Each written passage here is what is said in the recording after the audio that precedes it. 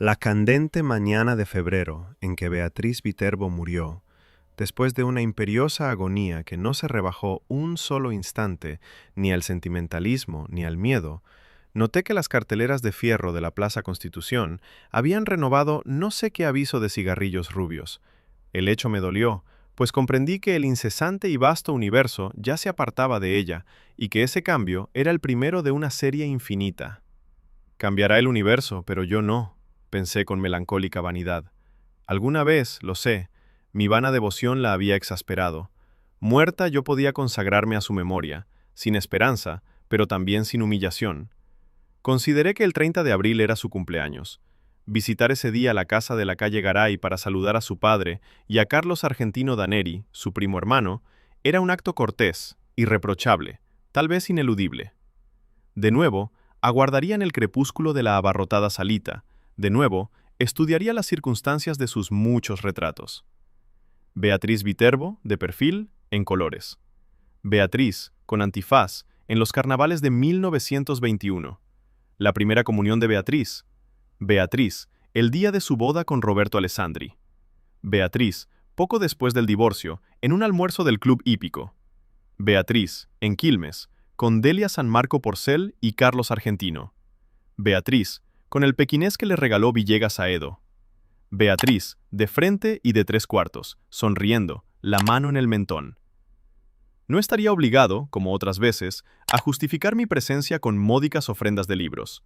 Libros cuyas páginas, finalmente, aprendí a cortar, para no comprobar, meses después, que estaban intactos. Beatriz Viterbo murió en 1929. Desde entonces, no dejé pasar un 30 de abril sin volver a su casa.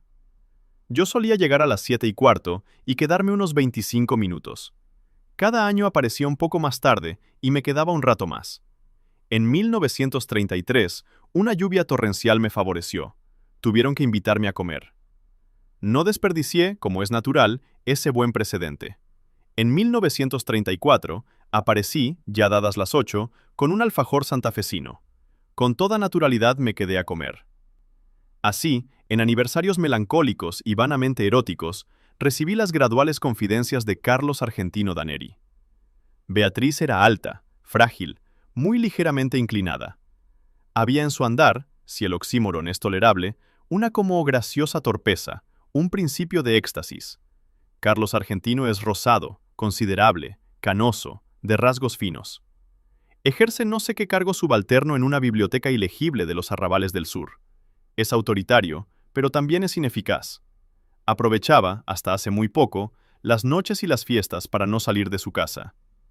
A 2 generaciones de distancia, la S italiana y la copiosa gesticulación italiana sobreviven en él. Su actividad mental es continua, apasionada, versátil y del todo insignificante. Abunda en inservibles analogías y en ociosos escrúpulos. Tiene, como Beatriz, grandes y afiladas manos hermosas. Durante algunos meses padeció la obsesión de Paul Fort, menos por sus baladas que por la idea de una gloria intachable. «Es el príncipe de los poetas de Francia», repetía con fatuidad. «En vano te revolverás contra él. No lo alcanzará, no, la más inficionada de tus saetas». El 30 de abril de 1941 me permití agregar al alfajor una botella de coñac del país. Carlos Argentino lo probó, lo juzgó interesante y emprendió, al cabo de unas copas, una vindicación del hombre moderno. «Lo evoco», dijo con una animación algo inexplicable, en su gabinete de estudio, como si dijéramos en la torre albarrana de una ciudad, provisto de teléfonos, de telégrafos, de fonógrafos, de aparatos de radiotelefonía, de cinematógrafos, de linternas mágicas, de glosarios, de horarios, de prontuarios, de boletines. Observó que para un hombre así facultado, el acto de viajar era inútil. Nuestro siglo XX había transformado la fábula de Mahoma y de la montaña. Las montañas, ahora, convergían sobre el moderno Mahoma. Tan ineptas me parecieron esas ideas, tan pomposa y tan vasta su exposición, que las relacioné inmediatamente con la literatura. Le dije que ¿por qué no las escribía?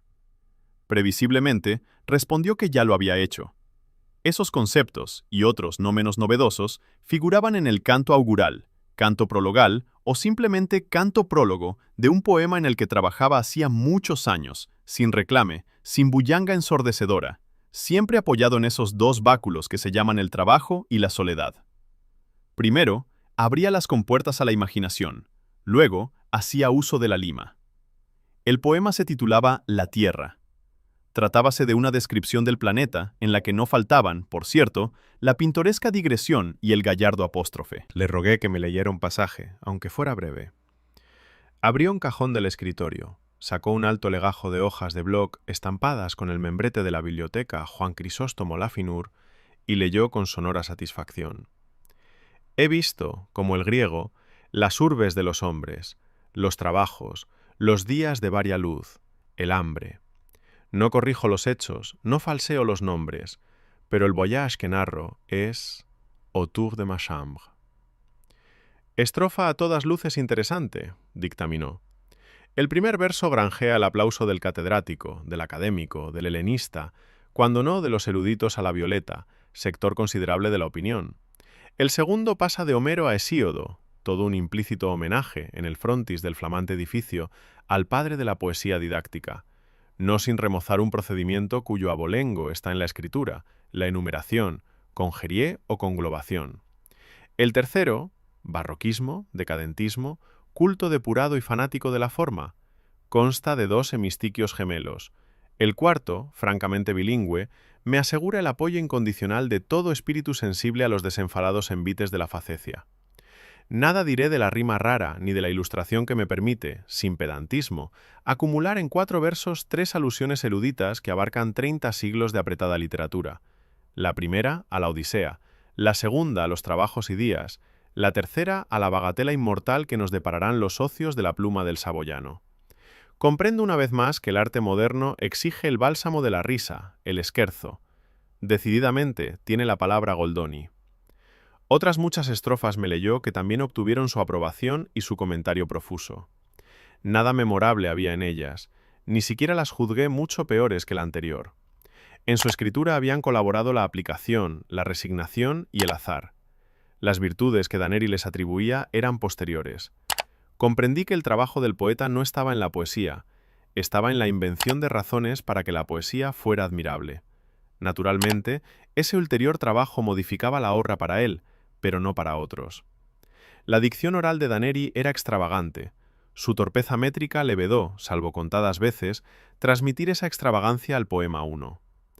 Una sola vez en mi vida he tenido ocasión de examinar los 15.000 dodecasílabos del Poliolbión, esa epopeya topográfica en la que Michael Drayton registró la fauna, la flora, la hidrografía, la orografía, la historia militar y monástica de Inglaterra.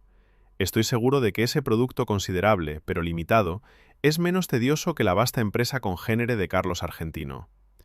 Este se proponía versificar toda la redondez del planeta. En 1941 ya había despachado unas hectáreas del estado de Queensland, más de 1 kilómetro del curso del Ob, un gasómetro al norte de Veracruz, las principales casas de comercio de la parroquia de la Concepción, la quinta de Mariana Cambaceres de Alvear en la calle 11 de septiembre, en Belgrano, y un establecimiento de baños turcos no lejos del acreditado acuario de Brighton. Me leyó ciertos laboriosos pasajes de la zona australiana de su poema. Esos largos e informes alejandrinos carecían de la relativa agitación del prefacio. Copió una estrofa. Sepan. A manderecha del poste rutinario, viniendo, claro está, desde el nor-noroeste, se aburre una osamenta. ¿Color? Blanquiceleste que da al corral de ovejas catadura de osario. 2 audacias, gritó con exultación, rescatadas, te oigo mascullar, por el éxito. Lo admito, lo admito. Una, el epíteto rutinario, que certeramente denuncia, en passant, el inevitable tedio inherente a las faenas pastoriles y agrícolas, tedio que ni las geórgicas ni nuestro ya laureado don Segundo se atrevieron jamás a denunciar así, al rojo vivo. Otra, el enérgico prosaísmo se aburre una osamenta, que el melindroso querrá excomulgar con horror, pero que apreciará más que su vida el crítico de gusto viril. Todo el verso, por lo demás, es de muy subidos quilates.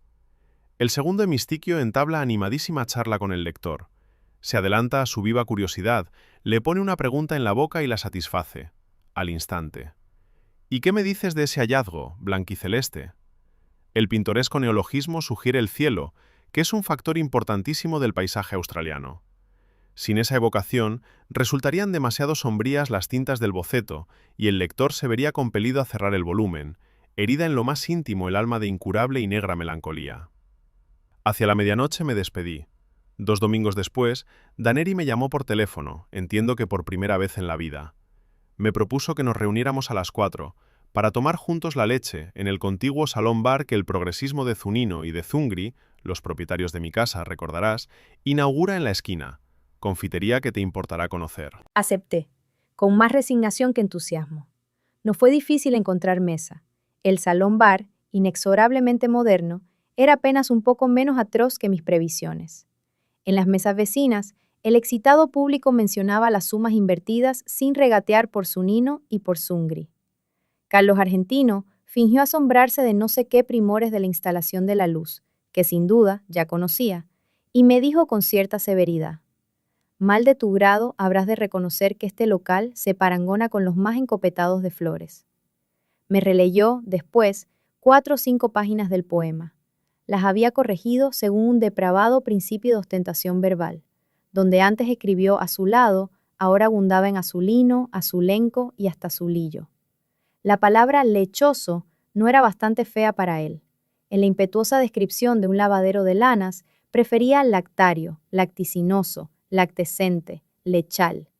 Denostó con amargura a los críticos. Luego, más benigno, los equiparó a esas personas que no disponen de metales preciosos ni tampoco de prensas de vapor, laminadores y ácidos sulfúricos para la acuñación de tesoros, pero que pueden indicar a los otros el sitio de un tesoro. Acto continuo censuró la prologomanía, de la que ya hizo mofa en la donosa prefación del Quijote, El Príncipe de los Ingenios. Admitió, sin embargo, que en la portada de la nueva obra convenía el prólogo vistoso, el espaldarazo firmado por el plumífero de Garra de Fuste. Agregó que pensaba publicar los cantos iniciales de su poema.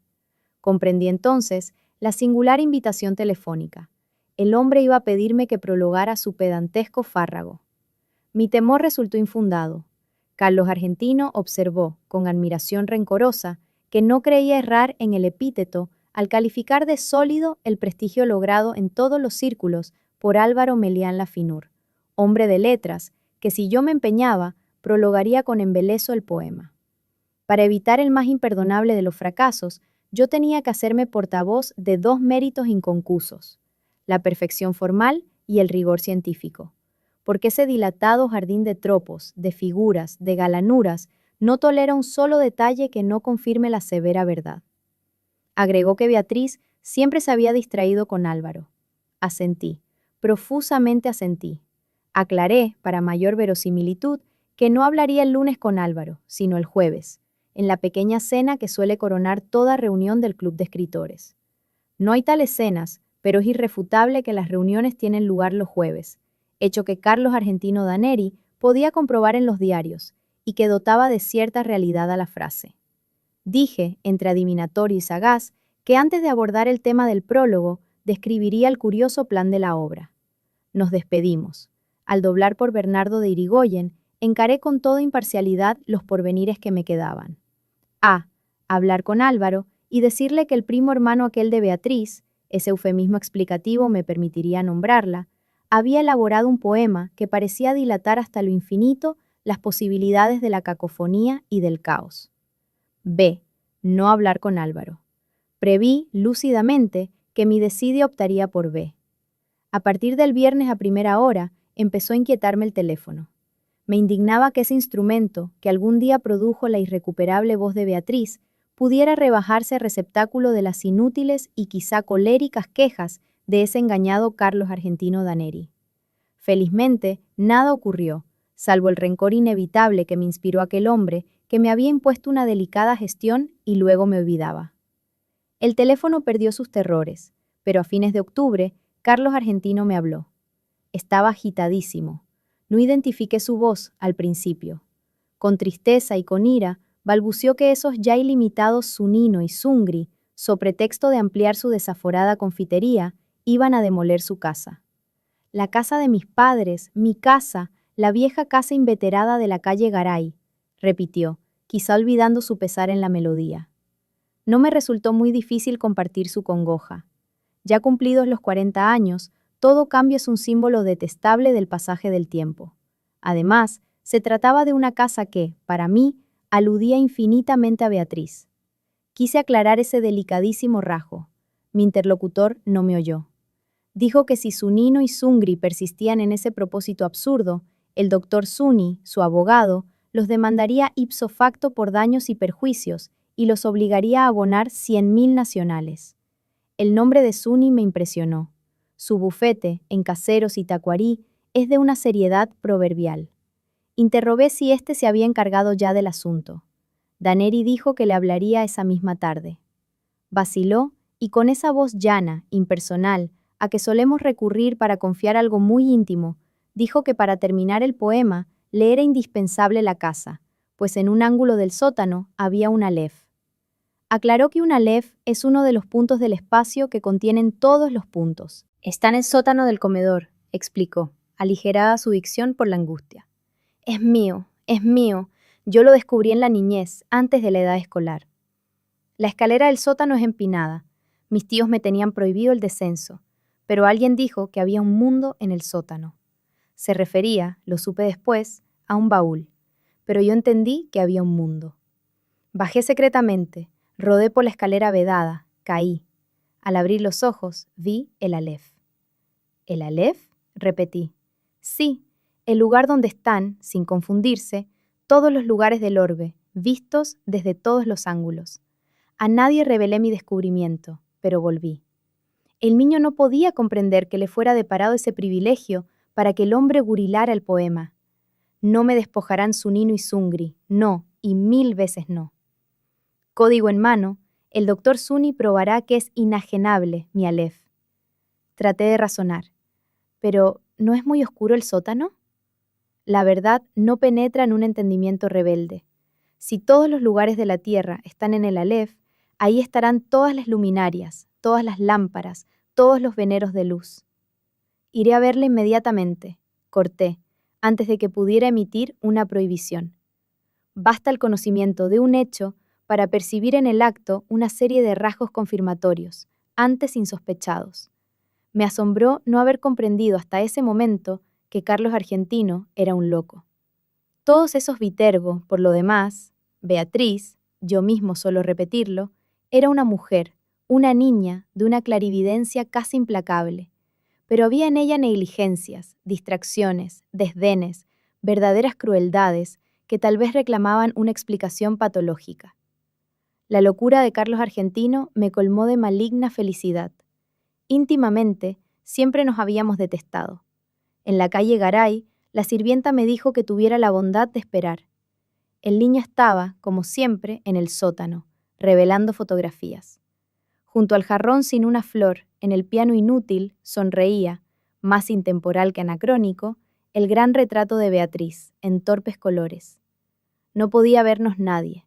En una desesperación de ternura, me aproximé al retrato y le dije: Beatriz, Beatriz Elena Viterbo, Beatriz querida, Beatriz perdida para siempre. Soy yo, soy Borges. Carlos entró poco después. Habló con sequedad. Comprendí que no era capaz de otro pensamiento que de la perdición del alef. Una copita del pseudo-coñac, ordenó, y te zampuzarás en el sótano. Ya sabes, el decúbito dorsal es indispensable. También lo son la oscuridad, la inmovilidad, cierta acomodación ocular. Te acuestas en el piso de baldosas y fijas los ojos en el 19º escalón de la pertinente escalera. Me voy, bajo la trampa y te quedas solo. Algún roedor te mete miedo, fácil empresa. A los pocos minutos ves el alef, el microcosmo de alquimistas y cabalistas, nuestro concreto amigo proverbial, el multum in parvo. Ya en el comedor agregó: claro está que si no lo ves, tu incapacidad no invalida mi testimonio. Baja. Muy en breve podrás entablar un diálogo con todas las imágenes de Beatriz. Bajé con rapidez, harto de sus palabras insustanciales. El sótano, apenas más ancho que la escalera, tenía mucho de pozo. Con la mirada busqué en vano el baúl de que Carlos Argentino me habló. Unos cajones con botellas y unas bolsas de lona entorpecían un ángulo. Carlos tomó una bolsa, la dobló y la acomodó en un sitio preciso. La almohada es humildosa, explicó, pero si la levanto un solo centímetro, no verás ni una pizca y te quedas corrido y avergonzado.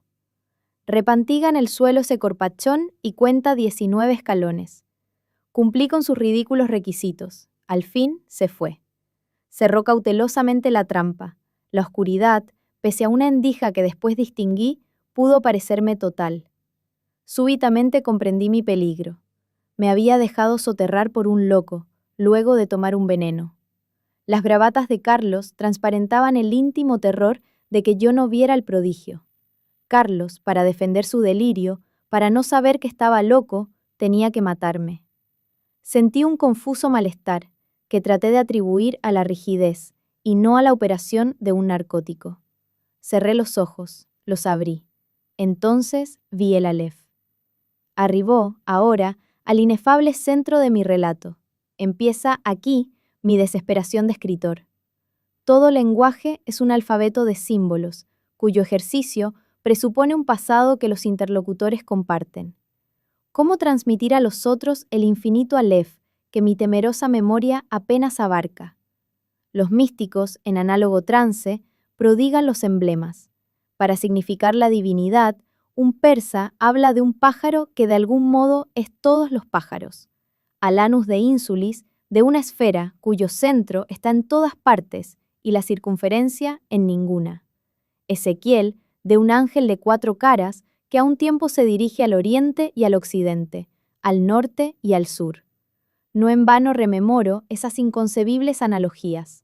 Alguna relación tienen con el Aleph. Quizá los dioses no me negarían el hallazgo de una imagen equivalente, pero este informe quedaría contaminado de literatura, de falsedad.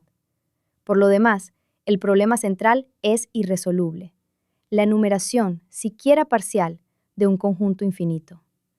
En ese instante gigantesco, he visto millones de actos deleitables o atroces. Ninguno me asombró, como el hecho de que todos ocuparan el mismo punto, sin superposición y sin transparencia.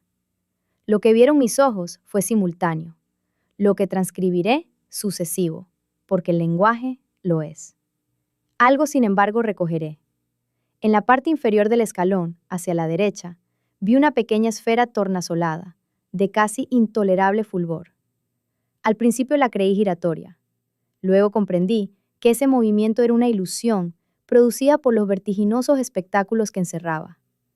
El diámetro del Aleph sería de 2 o 3 centímetros, pero el espacio cósmico estaba ahí, sin disminución de tamaño. Cada cosa, la luna del espejo, digamos, era infinitas cosas, porque yo claramente la veía desde todos los puntos del universo.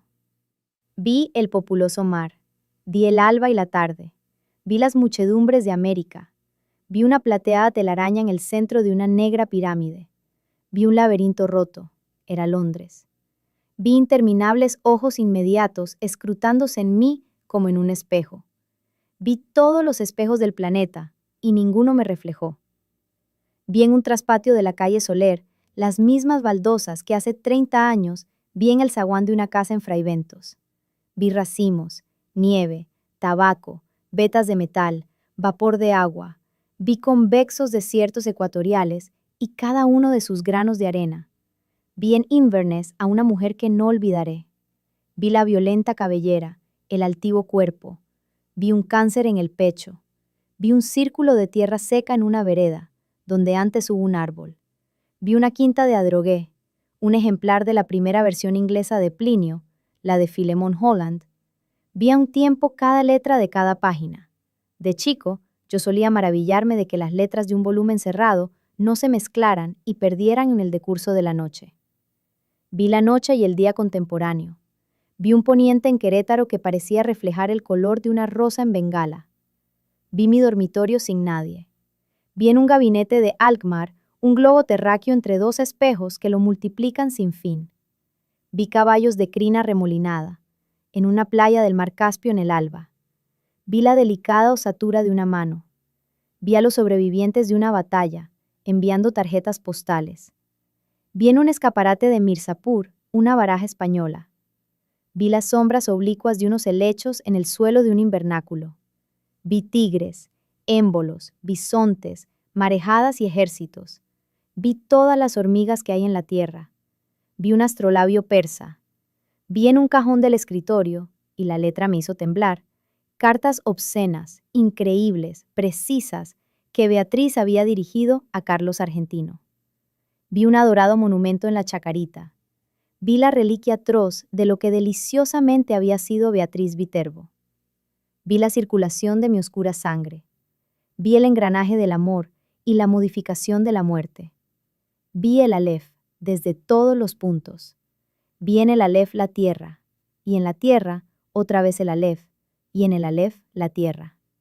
Vi mi cara y mis vísceras, vi tu cara, y sentí vértigo y lloré, porque mis ojos habían visto ese objeto secreto y conjetural, cuyo nombre usurpan los hombres, pero que ningún hombre ha mirado, el inconcebible universo. Sentí infinita veneración, infinita lástima. Tarumba, habrás quedado de tanto curiosear donde no te llaman, dijo una voz aborrecida y jovial. Aunque te devanes los sesos, no me pagarás en un siglo esta revelación. ¡Qué observatorio formidable, Che Borges! Los zapatos de Carlos Argentino ocupaban el escalón más alto. En la brusca penumbra, acerté a levantarme y a balbucear. Formidable, sí, formidable. La indiferencia de mi voz me extrañó. Ansioso, Carlos Argentino insistía. ¿Lo viste todo bien, en colores? En ese instante concebí mi venganza. Benévolo, manifiestamente apiadado, nervioso, evasivo, agradecí a Carlos Argentino Daneri la hospitalidad de su sótano, y lo insté a aprovechar la demolición de la casa para alejarse de la perniciosa metrópoli. Que a nadie, créame que a nadie perdona. Me negué, con suave energía, a discutir el Aleph. Lo abracé, al despedirme, y le repetí que el campo y la serenidad son dos grandes médicos. En la calle, en las escaleras de Constitución, en el subterráneo, me parecieron familiares todas las caras. Temí que no quedara una sola cosa capaz de sorprenderme. Temí que no me abandonara jamás la impresión de volver. Felizmente, al cabo de unas noches de insomnio, me trabajó otra vez el olvido. Postdata del 1 de marzo de 1943. A los 6 meses de la demolición del inmueble de la calle Garay, la editorial Procusto no se dejó arredrar por la longitud del considerable poema y lanzó al mercado una selección de trozos argentinos. Huelga repetir lo ocurrido. Carlos Argentino Daneri recibió el segundo Premio Nacional de Literatura 2. El primero fue otorgado al doctor Aitá, el tercero al doctor Mario Bonfanti. Increíblemente, mi obra Los naipes del Taur no logró un solo voto. Una vez más, triunfaron la incomprensión y la envidia. Hace ya mucho tiempo que no consigo ver a Daneri. Los diarios dicen que pronto nos dará otro volumen. Su afortunada pluma, no entorpecida ya por el Aleph, se ha consagrado a versificar los epítomes del doctor Acevedo Díaz. 2 observaciones quiero agregar.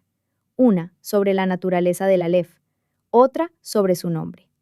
Este, como es sabido, es el de la primera letra del alfabeto de la lengua sagrada. Su aplicación al disco de mi historia no parece casual.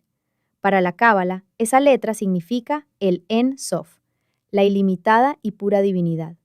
También se dijo que tiene la forma de un hombre que señala el cielo y la tierra, para indicar que el mundo inferior es el espejo y es el mapa del superior.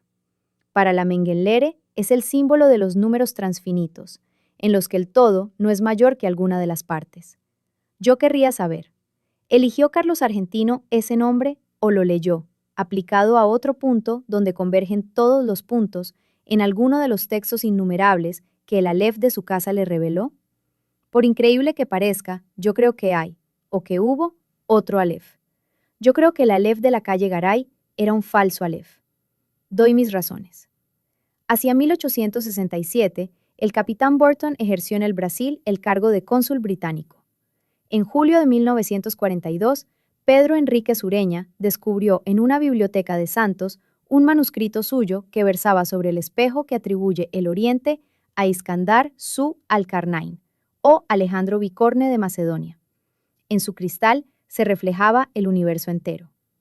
Burton menciona otros artificios congéneres: la séptuple copa de Kai-Khosrou, el espejo que Tariq Ben Zayed encontró en una torre, 1001 noches, 272. El espejo que Luciano de Samosata pudo examinar en la luna, Historia verdadera, primo 26. La lanza especular, que el primer libro del Satiricón de Capella atribuye a Júpiter. El espejo universal de Merlín, redondo y hueco y semejante a un mundo de vidrio. The Fairy Queen, tercero, 2:19. Y añade estas curiosas palabras. Pero los anteriores, además del defecto de no existir, son meros instrumentos de óptica. Los fieles que concurren a la mezquita de Amr, en el Cairo, saben muy bien que el universo está en el interior de una de las columnas de piedra que rodean el patio central. Nadie, claro está, puede verlo, pero quienes acercan el oído a la superficie declaran percibir, al poco tiempo, su atareado rumor. La mezquita data del siglo VII. Las columnas proceden de otros templos de religiones anteislámicas, pues como ha escrito Ibn Jaldún. En las repúblicas fundadas por nómadas es indispensable el concurso de forasteros para todo lo que sea albañilería. ¿Existe ese alef en lo íntimo de una piedra? ¿Lo he visto cuando vi todas las cosas y lo he olvidado? Nuestra mente es porosa para el olvido.